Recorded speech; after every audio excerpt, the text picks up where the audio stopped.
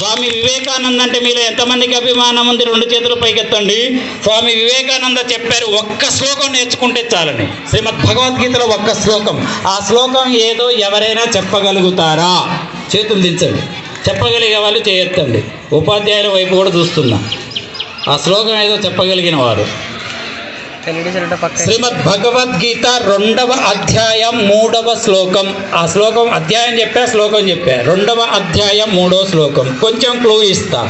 క్లైబ్యం మాస్మగమ పార్థ నైతత్వయుపపద్యతే క్షుద్రం హృదయ దౌర్బల్యం. చెప్పండి, క్షుద్రం హృదయ దౌర్బల్యం త్యక్త్వా ఉత్తిష్ఠ పరంతప. ఎవరి పేరు వింటే శత్రువులు గడగడ గడగడ. చేతులు ఉండి ఇటు అనాలే. ఇటు అనాలని అంటాం కాదు, గడగడ గడ అనేటప్పుడు ఇటు అనాలి. గడగడ గడగడ వణికిపోతారు.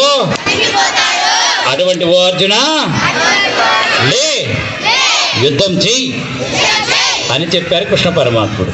క్షుద్రం హృదయ దౌర్బల్యం అంటే పిరికితనాన్ని, భయాన్ని మించిన పాపం మరొకటి లేదు. ధైర్యంగా ఉండాలి. ఇప్పుడు ఎలా ఉండాలి?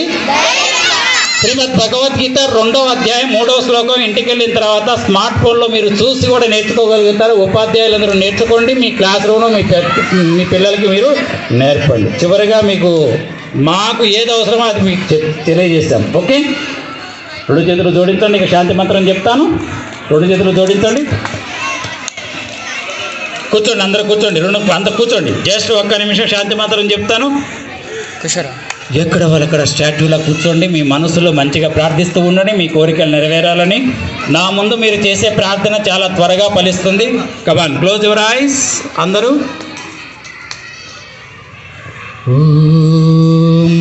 ద్యౌః శాంతిరంతరిక్షగుం శాంతిః పృథివీ శాంతిరాపః శాంతిరోషధయః శాంతిః వనస్పతయః శాంతిర్విశ్వే దేవాః శాంతిర్బ్రహ్మ శాంతిః సర్వగుం శాంతిః శాంతిరేవ శాంతిః సామా శాంతిరేది.